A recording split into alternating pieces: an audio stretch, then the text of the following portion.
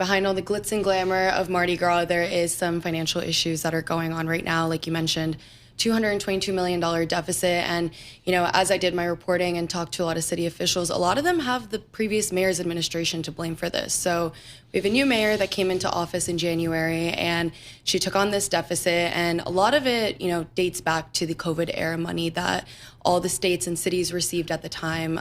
New Orleans received hundreds of thousands of dollars. And what they did with that money is they used it for increasing city government staff, recurring expenses, adding programs, and really propped up their day-to-day budget with the COVID funding, which now, we're seeing a couple years down the line after the pandemic, we're really seeing that play out for different states and cities. And New Orleans is at the middle of that right now. So what's the proposed solution?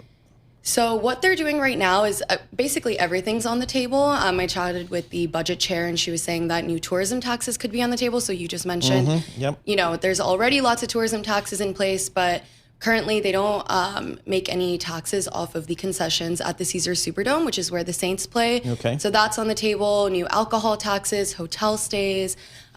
So that's an option right now. And then also what the city started on Sunday actually was that they're doing furloughs for city council or city employees. And so if you make a certain amount of money and above, you could be subject to up to 22 days of furlough days. And that's for the whole year.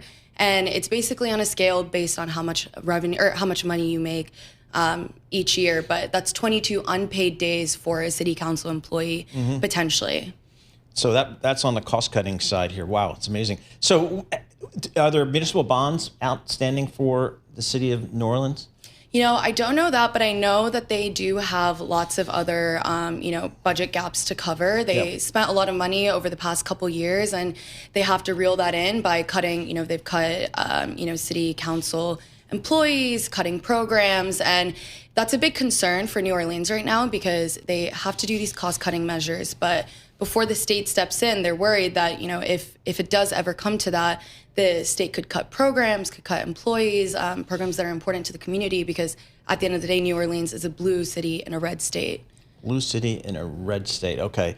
So what is the state saying? Because, just here in New York City, we know, and people come to understand it when they move here, that the state of New York has a big impact on on how the city operates. The mayor has to deal with that.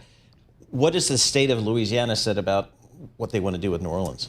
Well, so New Orleans went to the state and issued a $125 million payroll loan at the end of last year, and that was to cover outstanding expenses, cover payroll costs, and so that loan is going on right now and is supposed to be repaid in May. But I spoke with the budget auditor, or the state auditor for Louisiana, and he said that he's expecting New Orleans to have to issue another loan in the future, and they could continue doing this until they fix the budget problem.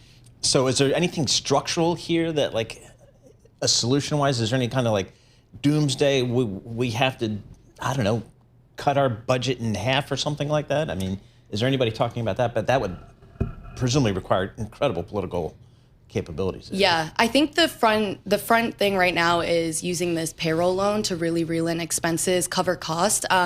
They did have to use a portion of this loan to cover police retention bonuses. The previous mayor's administration had promised retention bonuses to police officers for 3 years in New Orleans because there was a retention problem. And this year is the third and final year of those bonuses. And about 2 weeks before the new mayor took office, they learned that there is not enough money left for those bonuses. So they had to use a portion of this loan for the retention bonuses, which was not anticipated when they first took this loan out. So they're going to have to figure out a way to curb other costs, or, like I said, they're going to have to take out another loan in the future. I'm reading your reporting here. Overspending on overtime further deep in the crisis. The auditor found the city budgeted $57,500 last year for overtime, presumably with police, but ultimately spent an estimated $50 million, more than half on police. That's an oops. Yes. I mean, it seems like you need some smarter people in there who can balance the budget a little bit. Costs definitely increased after the terrorist attack that happened in January of last year on Bourbon Street.